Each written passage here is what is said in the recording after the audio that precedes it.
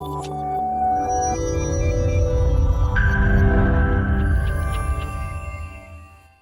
morning, everyone. Good morning. It is my great pleasure to welcome you and to open this Governor's Summit on Equitable Collaboration. My name is Tanya Dankla-Cobb, and I'll be your guide through the 2 mornings of the summit. I'm director of the University of Virginia's Institute for Engagement and Negotiation. We're a small but mighty team of mediators, facilitators, and community engagement practitioners. As part of celebrating our 40th year, the IEN team is here with you today alongside the Governor's administration to share with you a framework for equitable collaboration and to initiate discussions about how and why community decision-making and community engagement in our state can be shaped to be more equitable and inclusive. Our hope is that this summit is not an end or just a point in time, but rather the beginning of networking and growth across Virginia as we learn together and grow together in this effort. A number of participants are joining from other states, which is pretty cool. For all those who are joining from Virginia, we here in the Commonwealth live at the intersection of the ancestral and unceded traditional territories of the Algonquin, Siouan, and Iroquoian people who have lived here for thousands of generations, dating back over 18,000 years. We extend our respect and our gratitude today to the many Indigenous peoples and their ancestors whose rich histories and vibrant communities include 11 federally and state recognized tribes of the Nottoway and Cherenhaka Nottoway, the Chickahominy and Chickahominy Eastern Division, the Mattaponi and Upper Mattaponi, Monacan, Nansemond, Pamunkey, Patawomack, and Rappahannock. I invite you to join me in paying respect to these many traditional custodians of the land we are all on today, and acknowledging the work that Virginia's tribes continue in defending and protecting sacred rights and sites and territorial rights. Because this is a summit about equitable collaboration, and we will be talking about legacies of harm later, it feels important and appropriate to go further in this acknowledgement of our Indigenous peoples to raise awareness about their geography. I live in Fork Union, very near Rassawack, the ancestral capital of the Monacan. And it's also known as the geographical, physical center of the state. So from there, looking to my east, in Virginia, Algonquin-speaking tribes include the Patawomack, Upper Mattaponi, Mattaponi, Pamunkey, Chickahominy, Chickahominy Eastern Division, Rappahannock, and Nansemond. To the south, Iroquoian-speaking tribes include the Nottoway, the Tuscarora, and the Meherrin. And then in the southeastern woodlands, from the fall line to the far southwest into the mountains, are the Cherokee. To the west and to the north are the Siouan-speaking tribes, including the Yesa, Monacan, Manahoac, and Massawomack. We acknowledge this not only in thanks to the Indigenous communities who've held relationships with this land for generations, but also in recognition of the historical and ongoing legacy of colonialism. Additionally, we hope this summit will offer a point of reflection for all of us as we work towards dismantling legacies of colonial harms and what brought us together today at this summit toward creating a more inclusive and equitable Commonwealth. This summit has brought us all together at an extraordinary time. We are at an historical inflection point with the global pandemic and the Black Lives Matter movement exposing long-standing racial disparities across all elements of our lives. We are in the midst of a national and global reckoning with these long legacies of harm, with more institutions and individuals recognizing that deeply embedded systems are designed to maintain white privilege and supremacy. The concept of equitable collaboration itself originates from 4 decades of our Institute's work at bringing people together when so many forces are pulling them apart. Across the 2 mornings of this summit, we encourage you to look deeply into issues of equity and collaboration as they relate to power, impacts, outcomes. We invite you to see this framework as a set of guidelines that will enable us all to grow and stretch together. Guidelines to inform policies and programs. Guidelines to enable those who have previously not been invited to the table or have not been able to come to the table to now become part of the conversation. Guidelines that will help us create pathways towards brave communities that are honest about their past and present and committed to fundamental changes that go beyond tokenism and symbolism and have a greater chance of yielding concrete gains in terms of community-based justice, repair, and transformation. In short, our collective hope for this summit is that the specific tools and approaches offered by this framework of equitable collaboration will help all of us together make a more inclusive and equitable Commonwealth, not just a vision, but a reality. Before I welcome my Dean, Isla Berman, who leads the UVA School of Architecture, I want to mention a few key aspects of this summit. This morning is designed to introduce you to the framework of equitable collaboration. We have a fantastic lineup of speakers, as well as 12 illustrative case studies, and you'll be able to self-select which 2 case studies you wish to attend. I'll be with you through this summit, and we'll show you how to do this. If you're not able to attend all the case studies you're interested in, don't worry. We will be posting these recordings of all the sessions on the summit website so that you and others can access them after the summit. Next week, in the second half of the summit on the 25th, it is designed to engage all of us in thinking about how we might use this framework to create a more inclusive Commonwealth. We'll have another great lineup of speakers, and you will be able to choose from 8 specific policy discussions, and you'll be able to attend 2. The outcomes of these summit discussions will be shared with the governor's administration for consideration, and there is the potential for action in a number of avenues, which we'll share with you next week. I want to now give a big shout out to the many summit sponsors without whom we could not have held this summit. I only have time to mention a few, beginning, of course, with the governor and his administration, the Virginia Environmental Endowment, the UVA Lifetime Learning Office of Engagement, the UVA School of Architecture, and Virginia Tech's Cooperative Extension. I hope you will take time to view and thank all of our remaining sponsors who've chosen to support this effort.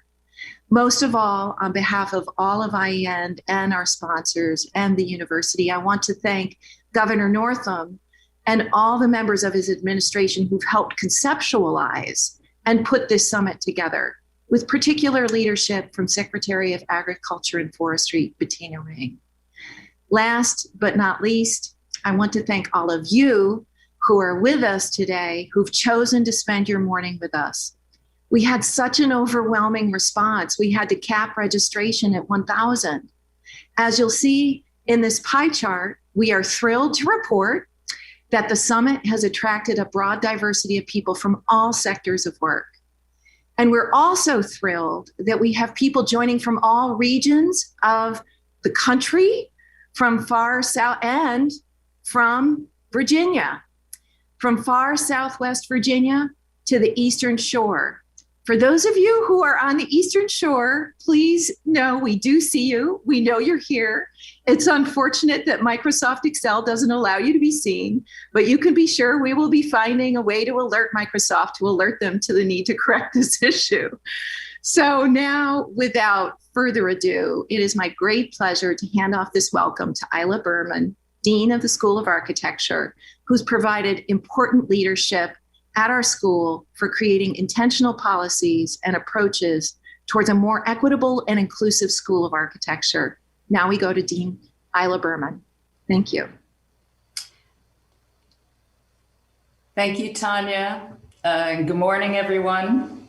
I'm Isla Berman, Dean of the University of Virginia School of Architecture, and it's my great pleasure to welcome you on behalf of the school to this important Governor's Summit on Equitable Collaboration. 2020 has certainly been an extraordinary and in many ways unthinkable year for all of us. It has been expressed in many different ways, but what the global pandemic and Black Lives Matter movement has certainly brought into focus for all of us over the last 12 months are the long-standing inequities, disparities, and vulnerabilities that exist within and across our communities.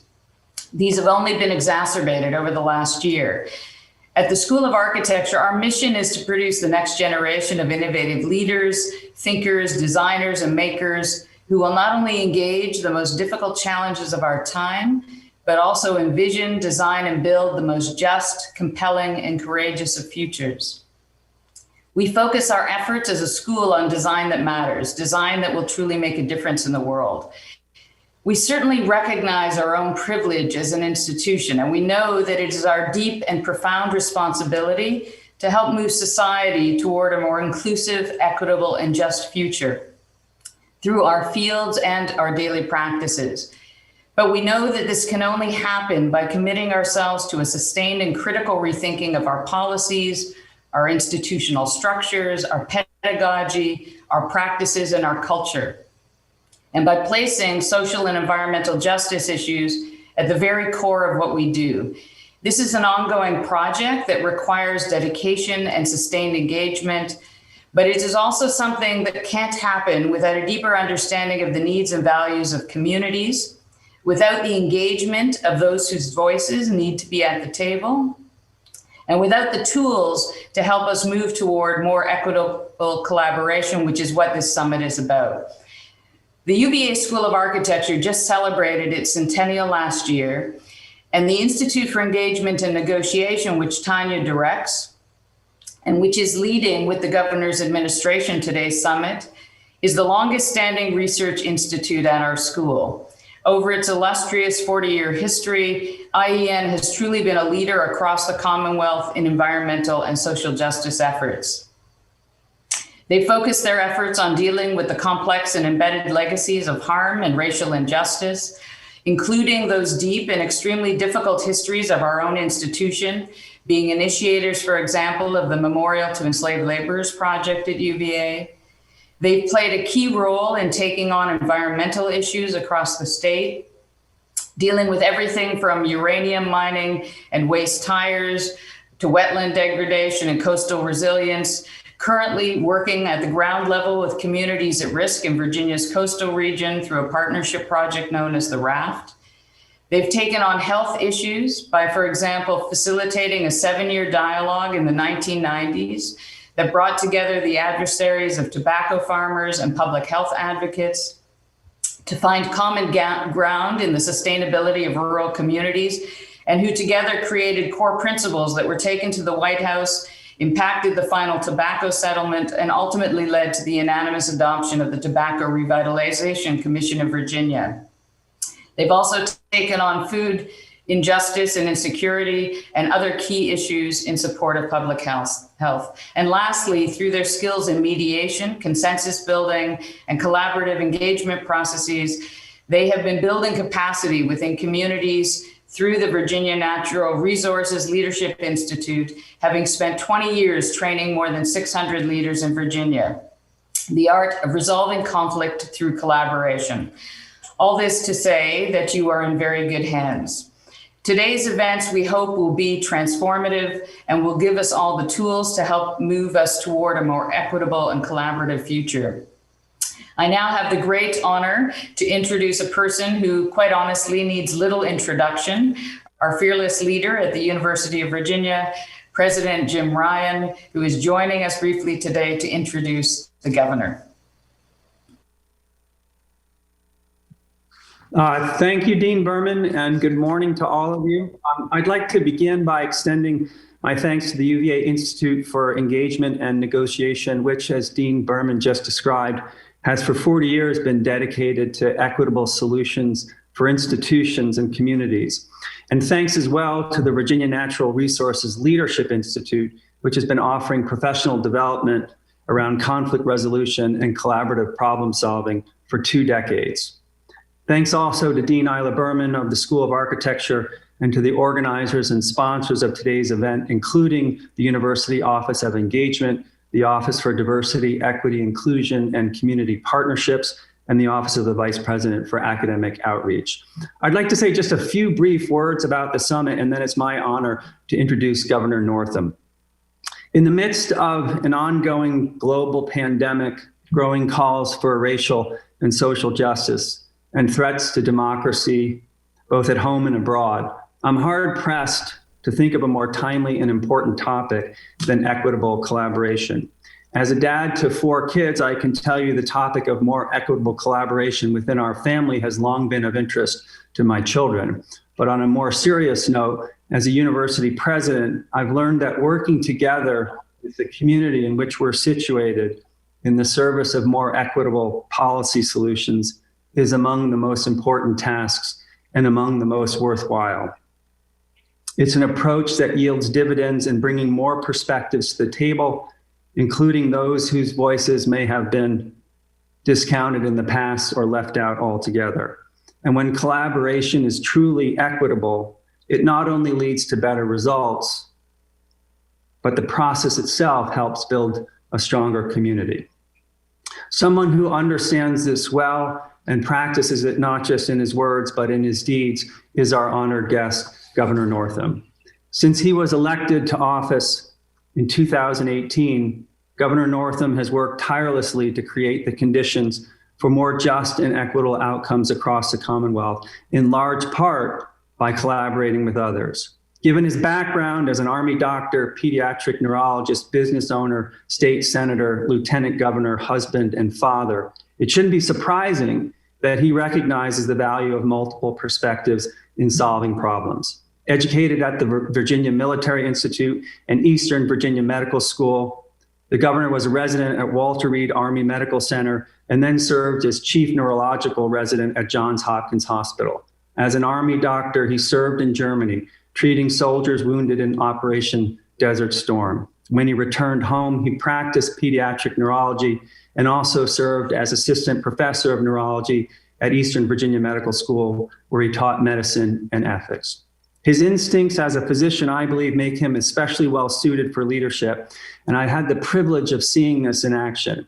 On my first day as president, it turned out that Governor Northam was visiting the UVA hospital to participate in the School of Medicine's tradition of grand rounds. I listened in as he spoke with a young man who had struggled with opioid addiction. He was engaged, compassionate, and knowledgeable. And I was reminded in that moment that while the governor is an accomplished leader and public servant, it seemed to me he was a physician first, someone whose life has been dedicated to caring for others and treating them with dignity. These traits have served him well throughout his governorship and in his partnership with higher education in Virginia. One of the things that has inspired me the most about the governor's leadership is his commitment to diversity, equity, and inclusion. This commitment is part and parcel of his approach to governance and brings the principles of inclusive excellence to policymaking and problem solving in the state of Virginia. To name just a few examples, in September 2019, Governor Northam appointed Dr. Janice Underwood to serve the Commonwealth as the nation's first cabinet-level chief diversity officer. You'll have a chance to hear from her a little later this morning. Governor Northam established an advisory committee charged with making recommendations on culturally relevant and inclusive education practices in Virginia's public schools, including with respect to standards for history and social science, anti-bias education, and teacher professional development. He appointed a commission to examine racial inequity in the law, which issued a report just last week outlining policy recommendations to confront the impacts of discriminatory laws. I was pleased that UVA law students contributed to the report and that my friend and law school colleague Andy Block served as vice chair of the commission. And Governor Northam has also addressed the issue of environmental justice. In January 2019, he issued an executive order establishing the Virginia Council on Environmental Justice, whose work is informing the state's approach to policies that promote fairer and more equitable outcomes related to pollution and climate change. In each of these endeavors, Governor Northam has sought to bring diverse voices to the table to help him and all of us confront some of the most pressing challenges facing the Commonwealth.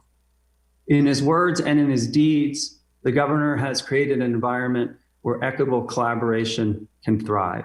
I know I speak for the entire UVA community when I say thank you for your tireless leadership and service on behalf of the Commonwealth. Without further ado, it is therefore my pleasure to introduce His Excellency, Ralph S. Northam, the 73rd Governor of the Commonwealth of Virginia. Thank you. Well, good morning, and thanks so much, President Ryan, for your kind words, and also, most importantly, for your leadership.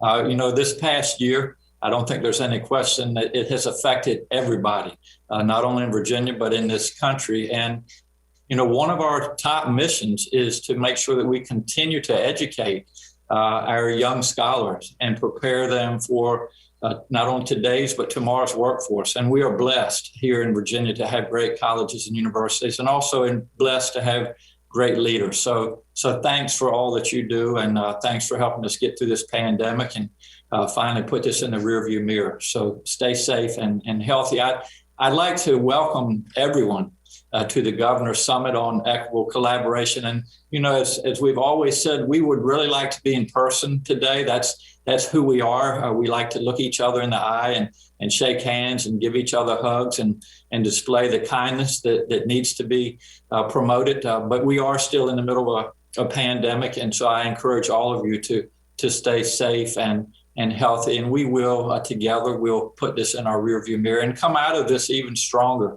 than we went in. I want to also thank you all for being here today and for your leadership and work going forward. Thanks to all of the organizations sponsoring and supporting this summit. I especially want to thank UVA's Institute for Engagement and Negotiation for hosting this event. The Institute just celebrated its 40th anniversary. That's 40 years of facilitation, mediation, and resolving conflict, which is just so important. And we're also celebrating another milestone today, the 20th anniversary of the Virginia Natural Resources Leadership Institute. We refer to that as VNERLI. Well, VNERLI is a leadership program run by the Institute at the University of Virginia, the Cooperative Extension at Virginia Tech, and the Virginia Departments of Forestry, Conservation and Recreation, Environmental Quality, and Wildlife Resources.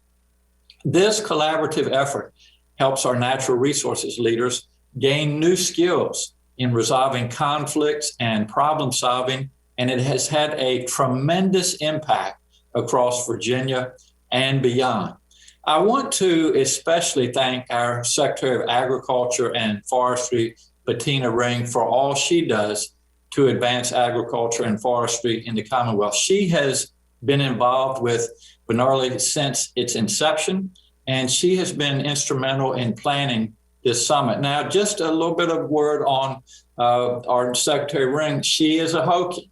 And I know we're dealing with UVA today, but also some Virginia Tech. But just to be clear, she wears her colors proudly. The other thing I would say about Bettina, and I've been so proud of her and all of our other cabinet secretaries, well, the agriculture in Virginia is our number one industry. Forestry is our number 3 industry. Tourism being our second leading industry. So Bettina has just done a tremendous job leading us through a very difficult 3 years. And again, just thank Bettina for all that she has done. This morning, you'll also hear from our Chief Diversity Director, Dr. Janice Underwood. Janice will share our One Virginia plan. Now, just a couple words about Janice. As President Ryan said, Virginia is the first state in this country to have a cabinet level officer of diversity, equity, and inclusion. And Janice came in a little bit over a year ago. She was just highly recommended. She hails from Hampton Roads, or what we call 757. She graduated from Hampton University, taught in our public schools in Hampton. And I just can't say enough about Janice and thank her enough from starting really at the ground level and building a program that really is woven into all of our agencies and just really promoting equity, which in today's day is just so important. So you're going to hear from Janice. She's a dynamic person, a dynamic speaker. And I would also say on a personal note, Janice has taught me so much. I have listened a lot during my term as governor. I have learned a lot, and thus we have been able to turn a lot of that into action. I also would like to recognize other members of our team, including Secretary of the Commonwealth, Kelly Thomason, and her Deputy Secretary of the Commonwealth, Tracy DeSager, and agency staff who are participating in breakout sessions over the course of the 2 days. Now, just a couple words about Tracy. We have been around the Commonwealth on listening tours. She has facilitated these. Again, we have learned so much just listening to people and the needs and recognizing the inequities that existed prior to COVID-19, but have also been brought into stronger focus because of COVID-19. And I want to especially thank Tracy for her leadership and her friendship. And just as I have from Dr. Underwood, I have learned so much from Tracy, and I'm a better person and hopefully a better governor because of that. This, as you all know, is our first Governor's Summit on Equitable Collaboration, and it's an exciting step forward. This is a great opportunity for you all to learn more about equitable collaboration and how you can apply it. And our administration also wants to hear from you on how we can be more equitable in developing programs and policies going forward. It's been a hard year for everyone. I say that smiling, but I mean it. It's been exhausting for all of us. And as we have combated this COVID-19 pandemic, one of the things that we have learned is that we are all connected. What I do affects you, and what you do affects me. We've really seen over this past year what can happen when we think about other people. Early in this pandemic, we asked Virginians to stay home and to wear masks, and it truly worked to flatten the curve and prevent our cases from skyrocketing. This event today is an extension of that interest in working together and being more inclusive. A forum like this is a chance to focus on what we have in common. Our administration is committed to working collaboratively and respecting the knowledge and experience of others. That's how we work together to shape a Virginia that leads the nation. When we address underlying conflicts and work collaboratively, we can make progress on even the most controversial issues. Over the 3 years of our term, we have worked together to build an economy that works for every Virginian, supporting small businesses, investing in rural economies, and raising the minimum wage.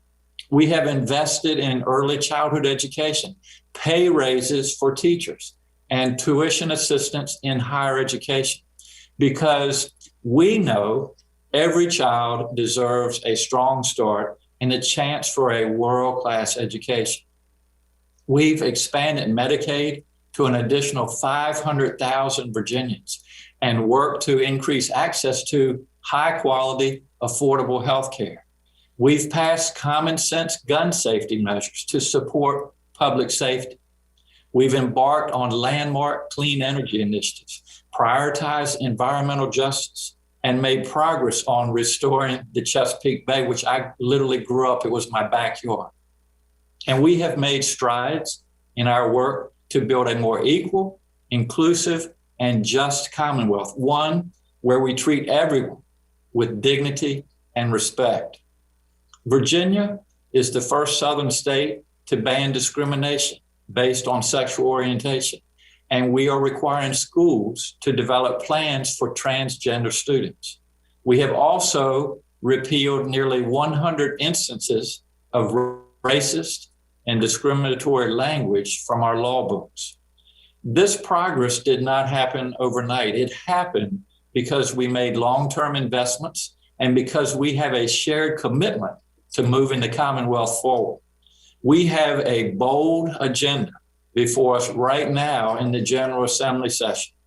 Currently, our legislators are reviewing bills to further support small businesses, give teachers a raise of more than 2%, expand access to early childhood education, legalize marijuana, expunge criminal records, make restoration of rights automatic in Virginia, and something that I have felt very strongly about for many years, to abolish the death penalty. That's going to happen this year in Virginia. These actions are about living out our values. Virginia is a large and diverse state that welcomes everyone, and we are working together to take actions to demonstrate that. While we have come a long way, there's always more that we can do. This morning, you will hear from Dr. Janice Underwood about our One Virginia plan to make diversity, equity, and inclusion a collective goal across more than 100 state agencies in our Commonwealth. The One Virginia plan is also a model for other public and private sector organizations. It brings together universities, businesses, K through 12 schools, nonprofits, and government organizations to make a collective impact. Dr. Underwood has also helped in the effort to ensure we're using an equity lens in our response to this pandemic. The Health Equity Working Group has partnered with vulnerable communities to help get them everything from information and PPE to testing events, and now finally to vaccines, which is our hope and our light at the end of a long, dark tunnel. Together, we can address big problems and make meaningful change. I am just so grateful that as part of this summit, our administration will have the opportunity to listen and learn from you. I look forward to considering your recommendations for how we can take additional steps to advance equitable collaboration in our Commonwealth. And I want to thank you for the work that you do to help us do better and help us be better. Together, we can continue the work of building a stronger, fairer, and more equitable Virginia. So thanks to all of you. Stay safe, stay healthy, and enjoy the summit. Take care. Thank you. Thank you so much, Governor Northam, for your generous remarks, your leadership, and your vision for a more equitable Commonwealth. We're so grateful for the support of you and the Secretary of Ag and Forestry, Bettina Ring, and all the other members of your cabinet, many who have contributed significantly to this concept and to the success of this summit. I'm now pleased to turn this over to my colleague at UVA, Kevin McDonald, who is UVA's President for Diversity, Equity, Inclusion, and Community Partnerships. Thank you so much, Tanya. It is my distinct honor to introduce a wonderful partner in the diversity, equity, and inclusion space, a visionary leader and a good friend. You know, when I discussed the possibility of connecting her vision of the One Virginia strategic plan to a vision that I had regarding the inclusive excellence framework, Dr. Underwood instantly saw the synergistic possibilities and has been incredibly thoughtful and intentional with the vetting, development, and implementation efforts surrounding this shared vision. It has been one of the highlights of my return to the Commonwealth to work with other leaders on the steering committee that Dr. Underwood has assembled to further develop and roll out this initiative. And so it's a delight to introduce her this morning, where I know she'll share some additional words on this wonderful effort that's underway. Dr. Janice Underwood was appointed by Governor Ralph Northam as the Commonwealth of Virginia's first cabinet-level Chief Diversity Officer, and she is working tirelessly to build the One Virginia statewide strategic plan for inclusive excellence across over 100 state agencies and with other public and private sectors, which, by the way, is music to the organizational ears of many in Charlottesville and Albemarle County who have adopted the inclusive excellence framework and the One Virginia vision, and where organizations like United Way, the Charlottesville City School District, and Westminster Canterbury of the Blue Ridge are leading the way in our local community. Her goal is to make Virginia an exemplar for the nation regarding diversity, equity, and inclusive excellence. Prior to her appointment, Dr. Underwood served as Old Dominion University's Director of Diversity Initiatives and as the chair of the President's Task Force on Inclusive Excellence. She previously served as the Executive Director and Co-Principal Investigator for the Old Dominion University Teacher in Residence Master's Program. Dr. Underwood also served for a number of years as a National Board Certified Teacher in Hampton City Schools. She earned her bachelor's and master's degrees from Hampton University in psychology and behavioral learning disorders, respectively. She earned her PhD in curriculum and instruction from Old Dominion University, where her research focused on culturally relevant pedagogy. Please welcome my colleague and friend in this incredibly important work, Dr. Janice Underwood. Thank you, Dr. McDonald, for that kind introduction.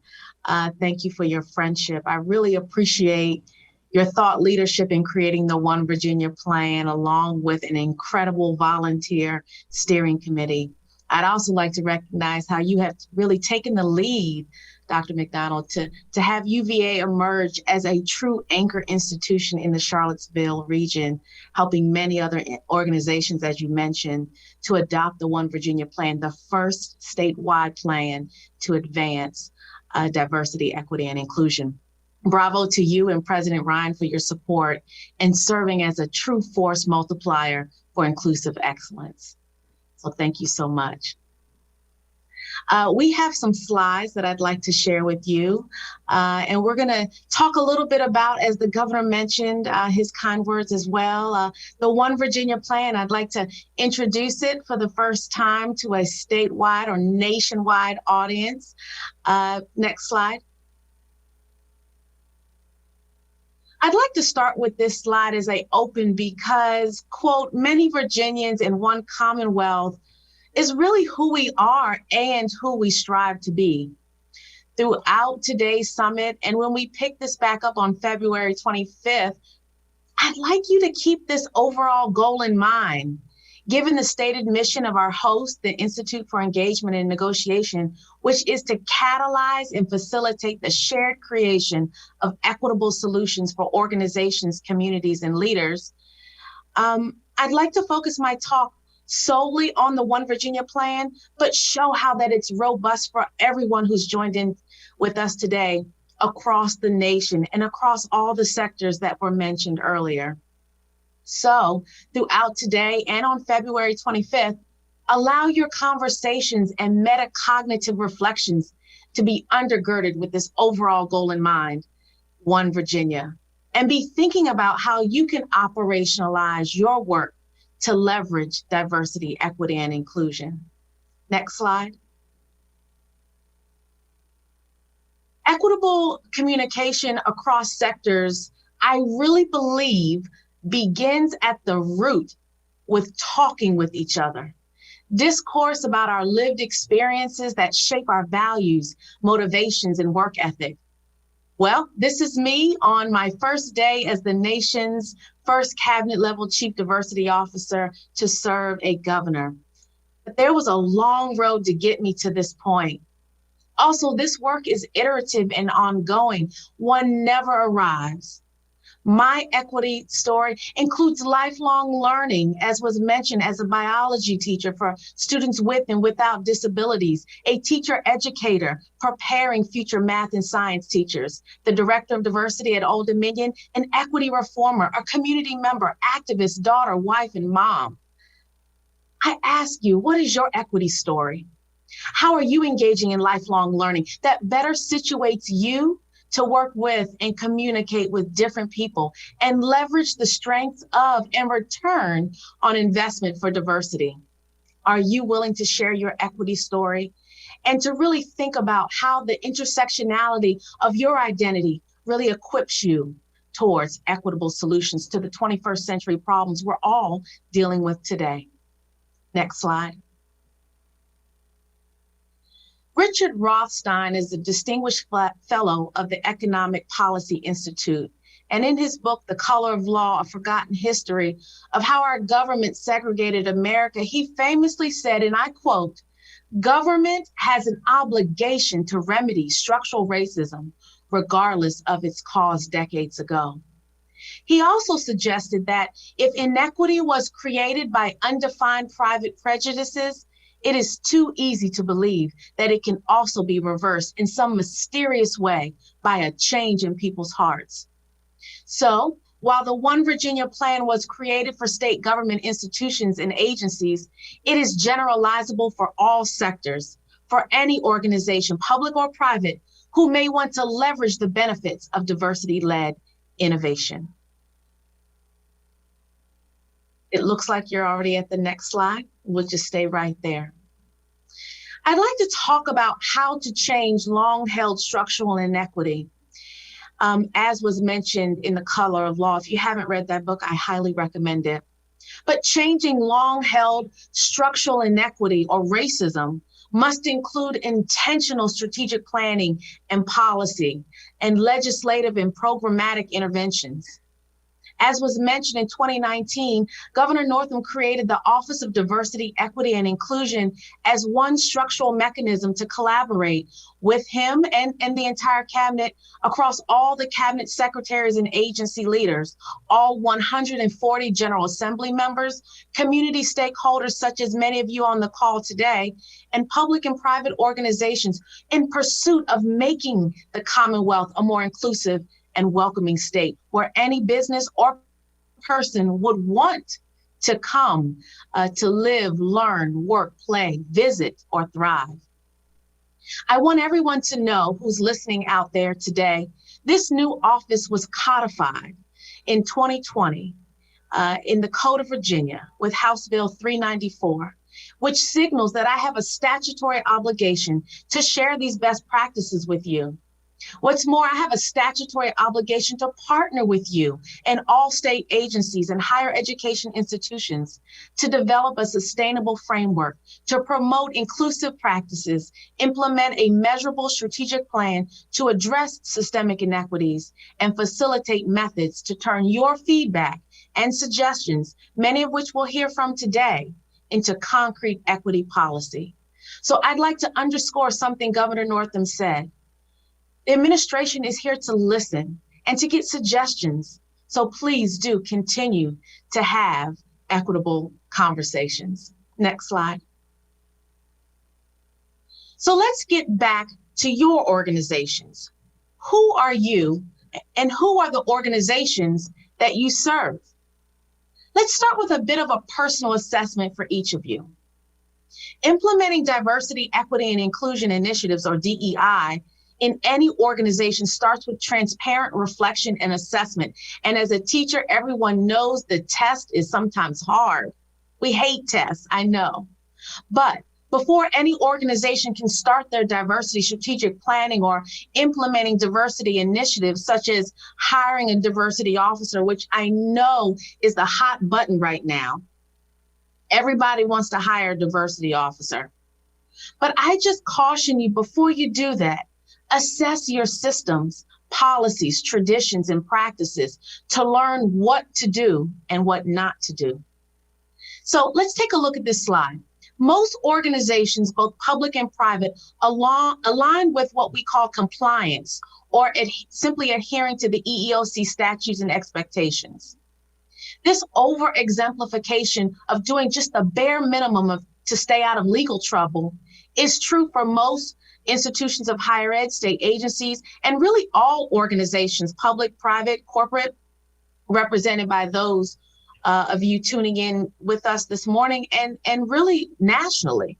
There's been a true over-exemplification for EEOC compliance. However, as Dr. McDonald mentioned earlier, the goal must really be inclusive excellence, where organizations leverage and optimize individual differences as a source of strength and institutional effectiveness. At this level, there is a clear affirmation and respect for operationalizing DE&I, or inclusive excellence, in a strategic plan. So let's talk a little bit more about the One Virginia Plan. Next slide. The 5 goals of the One Virginia Plan for inclusive excellence is truly based on 3 monographs disseminated by the Association of American Colleges and Universities. I gratefully acknowledge the work of these scholars as an association that has really provided national leadership in the conceptualization and dissemination of this One Virginia Plan work. I do want to share with you the One Virginia mission is very much connected to the One Virginia Plan. And it really is to increase organizational effectiveness and for the state, the Commonwealth of Virginia, to become an employer of choice by doing more than just decreasing diversity at all levels of leadership, but really fostering inclusive excellence and a welcoming organizational culture that's really exemplified by a sense of belonging.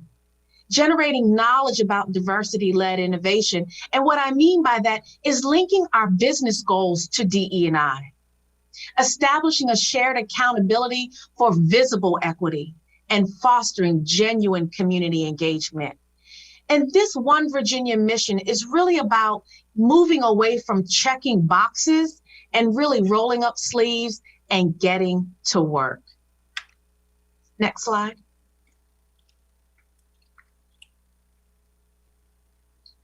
Now, I'm going to talk a little bit about the 5 goals of the One Virginia Plan.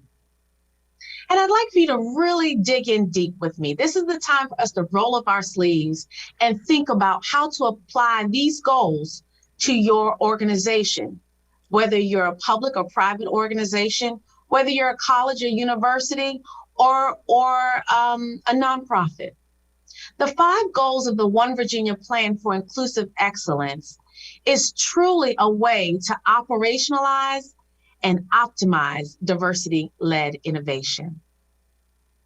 This plan was developed in collaboration with the Virginia Department of Human Resource Management, who served on an interdisciplinary volunteer executive steering team that intentionally sought public input from stakeholders all around the state. And together, the steering team created an online toolkit for use by state agencies and any public stakeholder around our state in pursuit of collectively measuring these 5 broad goals that advance inclusive excellence.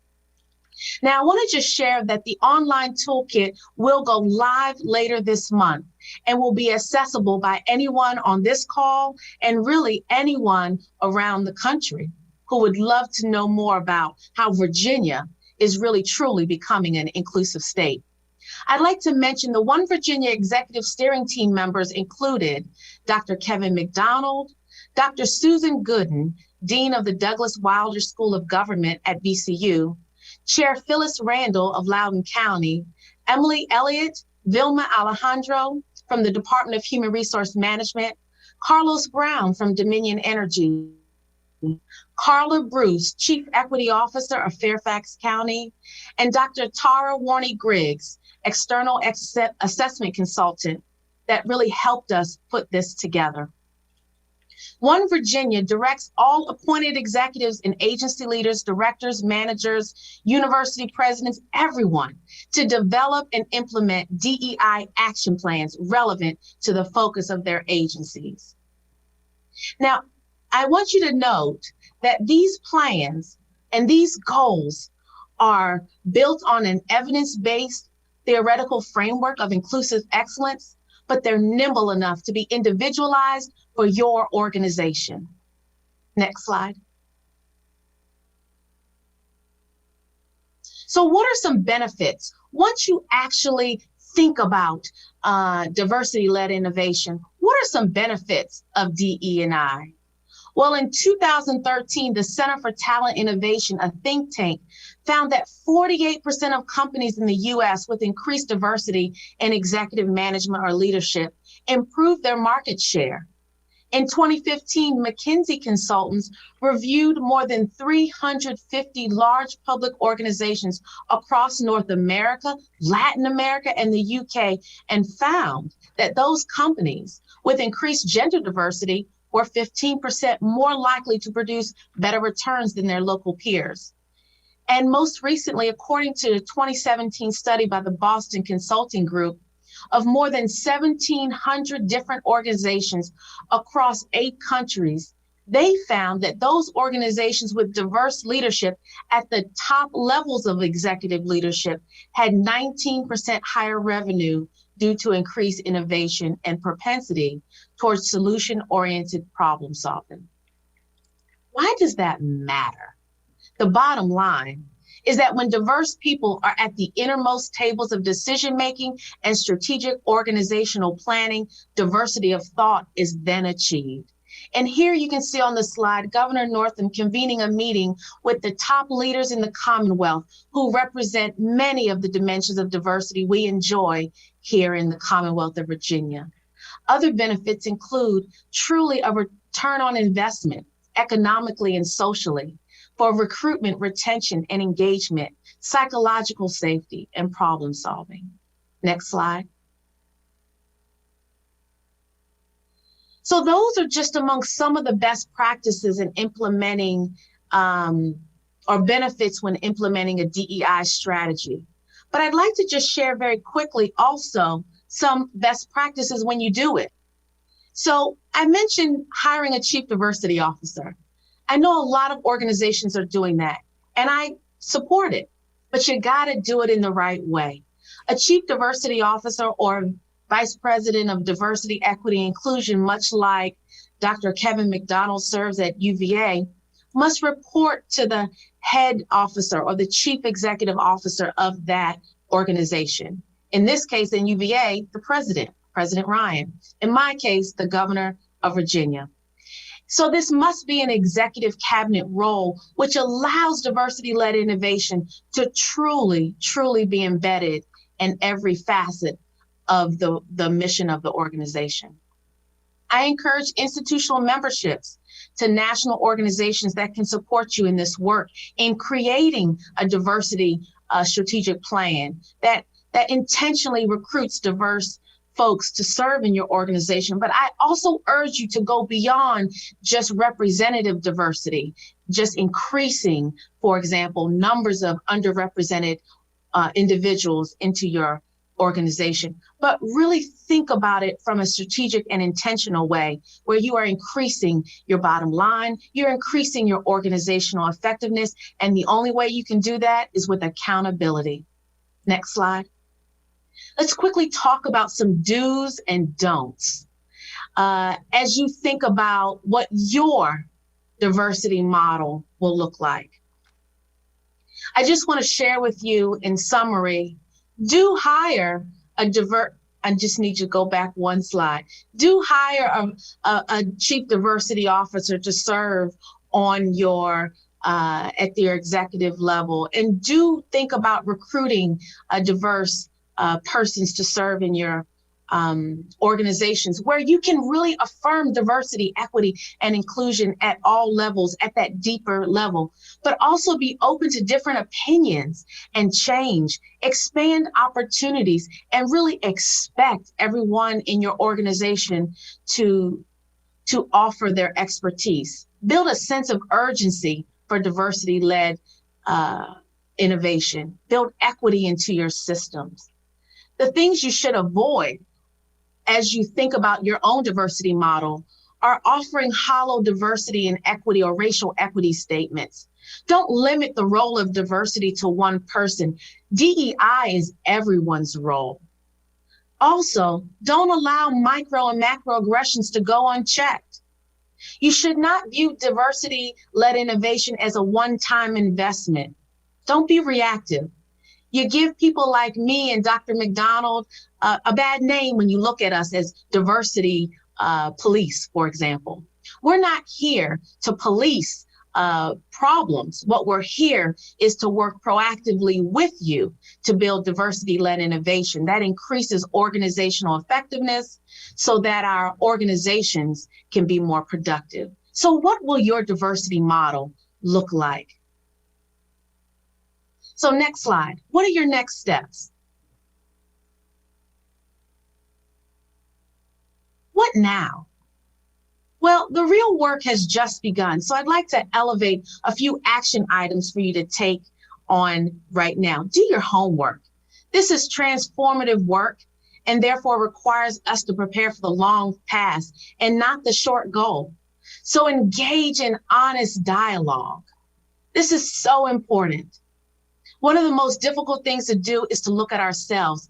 But as Richard Rothstein expressed, if we can create these inequities, then we can uncreate them. And it really is our obligation, in fact, to do so.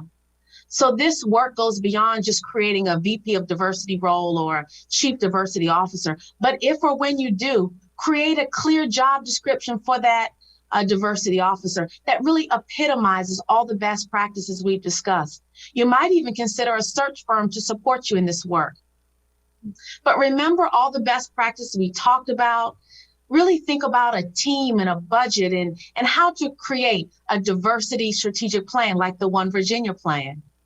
But fostering ongoing and collaborative communication with each other in your organizations is really what's going to make us an exemplar for the Commonwealth of Virginia, to really serve towards diversity-led innovation for our state and our country. And boy, does our country need healing and reconciliation now more than ever. No one is asking you to master all of this overnight, but start the work, get started. So as part of your homework and really in pursuit of ongoing reflection and the lifelong learning that I started about at the beginning about sharing your equity story, here are some books that I'd like to advance to you. Next slide. Equity Talk to Equity Walk, The Color of Law, and The Race and Social Equity, a Nervous Area of Government. Together, these resources combine to speak to the uniqueness of this work in your role, whether it be business, higher education, government, healthcare. Next slide. I'd like to close with a quote from Dr. Susan Gooden, Dean of the Wilder School of Government at VCU, also a member of the One Virginia Steering Committee. She said in Race and Social Equity, a Nervous Area in Government, she said, quote, social equity, specifically racial equity, is a nervous area of government. Until this nervousness is effectively managed, public administration efforts to reduce racial inequities cannot realize their full potential.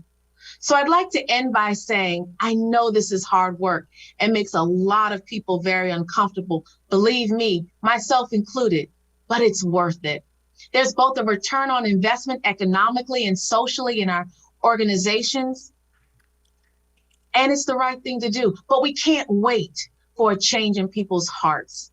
This is One Virginia is an opportunity to optimize and operationalize what diversity-led innovation means and can mean in your organization. So to create equitable solutions to our 21st century circumstances, we must lean into our discomfort and forge ahead with One Virginia.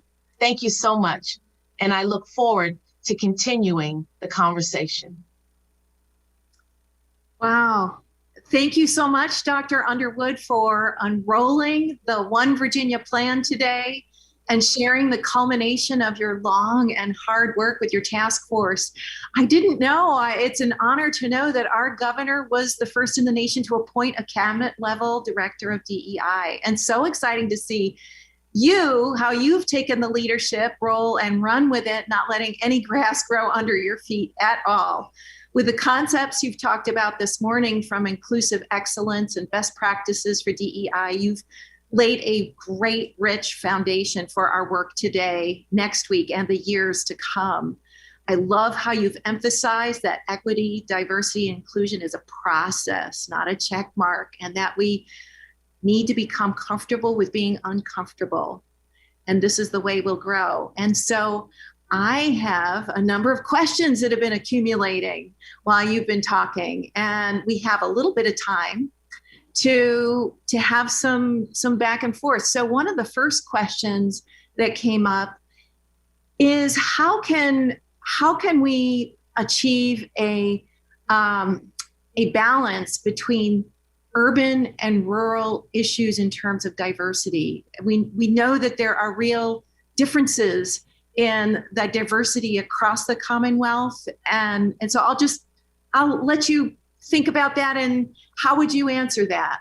how can diversity be better developed within the Commonwealth with a balance between urban and rural? Well, thank you so much for that question, Tanya. I'd like to start answering it by saying geographic diversity is one of those dimensions of diversity that we really enjoy in the Commonwealth. And so it is something that stays on my mind, and folks like Dr. McDonald and the steering committee, and really the entire governor's office of diversity, equity, and inclusion, in part the health equity working group thinks about this equally. You have to leverage diversity as a strength. And so diversity and these types of initiatives doesn't mean that you give one group of people stuff and then that takes away from another group.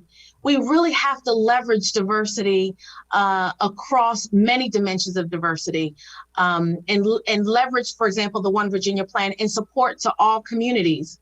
And so I'd like us to get away from thinking about my office as being an office that is only catering to urban communities or rural communities. All communities are struggling, particularly now as we think about recovering from the COVID-19 public health crisis. So there are unique challenges in our urban communities, such as a lack of access to broadband. But what we also know is that the rural community is not just one thing, right? There's diversity even within rural communities.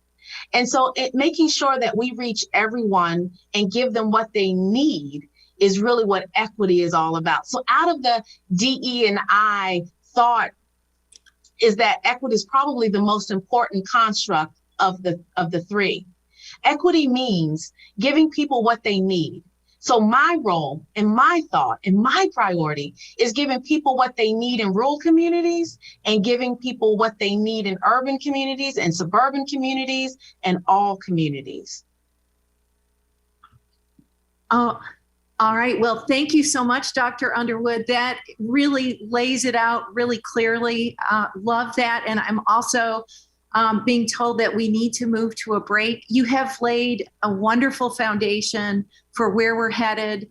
Thank you for being our keynote this morning and for unrolling the One Virginia plan today with us. Very exciting. So very grateful. Right now, we are going to be taking a short 5-minute break. I'm going to invite all the participants to go back to the event agenda, and you have two options. You can either go to the break and select the break where you can view sponsor information, and you'll automatically be moved into the next session when it begins. Or if you don't want to see that information, you can just click on the next session at 10:05, Introducing Equitable Collaboration. Thank you. Have a quick break, and we'll see you in a few moments.